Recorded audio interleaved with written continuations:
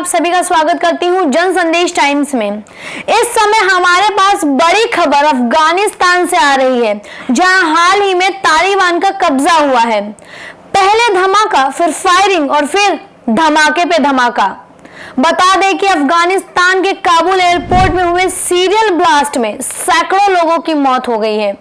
आइए आपको पूरी खबर विस्तार से बताते हैं। ऐसा माना जा रहा है कि इस सीरियल धमाके का मकसद अमेरिकी तथा ब्रिटिश सैनिकों को निशाने पर लेने का था। जैसा कि आप जानते ही हैं कि इस समय अफगानिस्तान में तालिबानियों का कब्जा है। इस सीरियल ब्लास्ट में सैकड़ों लोगों की जानें चली गई, जबकि इतनी ही बड़ी संख्या में लोग घायल भी हुए हैं। यह हादसा तब हुआ जब काबुल के हामिद करजई एयरपोर्ट पर देश छोड़ने के लिए हजारों की संख्या में लोग वहां मौजूद थे। काबुल एयरपोर्ट पर हुए इस धमाके ने पूरी दुनिया को हिला के रख दिया। काबुल एयरपोर्ट पर हुए इन धमाकों की खबर पूरी दुनिया में फैलते ही इस धमाके की निंदा करने का सिलसिला शुरू हो गया। तो वहीं काबुल में घायलों को अस्पताल ले जाने का काम भी शुरू कर दिया गया। आज सुबह ताजा जानकारी के मुताबिक इस हमले में 100 से अधिक लोगों की मौत हुई, जिनमें से 13 अमेरिकी सैनिक भी हैं, जबकि 150 से अधिक लोग गंभीर रूप से घायल बताए जा रहे हैं। एक नजर पूरे घटनाक्रम पर डालते हैं। काबुल के हामिद करजई एयरपोर्ट पर पहला धमाका स्थानीय समय अनुसार शाम करीब 6 बजे हुआ, बारन होटल के पास। बताया जा रहा है कि यह होटल एयरपोर्ट के बिल्कुल नजदीक है।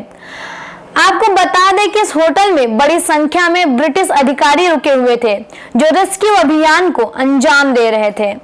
ब्लास्ट होने के बाद भगदड़ मची, जिसके बाद लोग इधर उधर भागने लगे।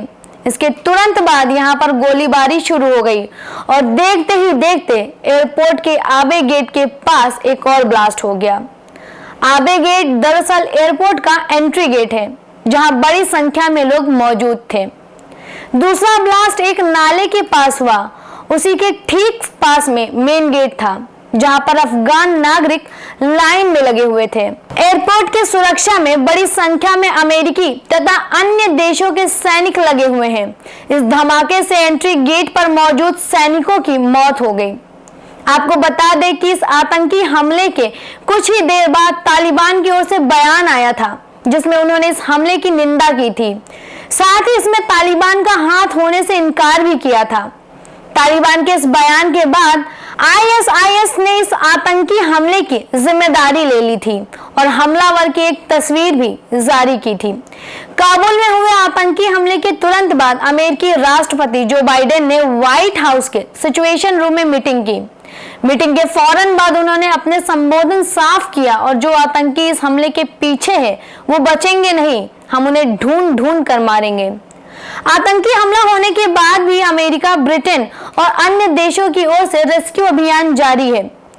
यहाँ सबसे जरूरी बात यह है कि अमेरिका ने 31 अगस्त तक अपने सैनिकों को वापस बुलाने की बात कही है। हालांकि इसके बाद ये अभियान जारी रह सकता है, लेकिन अब ब्लास्ट के बाद तस्वीर कैसी बदलती है, इस पर तो हर किसी की नजर रहेगी। आपको हम बता दें कि काबुल में हुए इस आतंकी हमले से पहले गुरुवार की सुबह ही अमेरिका, ऑस्ट्रेलिया और ब्रिटेन ने इसका शक जताया था। तीनों देशों ने अपने नागरिकों से काबुल एयरपोर्ट से दूर रहने को भी कहा था। शाम होते होते ये शक सच्चाई में बदल गया। तालिबान ने दावा किया इस आतंकी हमले में उसके भी लड़ाकों की जान गई है, जो एयरपोर्ट के बाहरी इलाकों में सुरक्षा में लगे हुए थे। काबुल धमाके पर यह थी हमारी विशेष खबर। देश और दुनिया से जुड़े रहने के लिए देखते रहें जन संदेश टाइम्स और हमारे चैनल को लाइक, शेयर, सब्सक्राइब करना ना भूलें।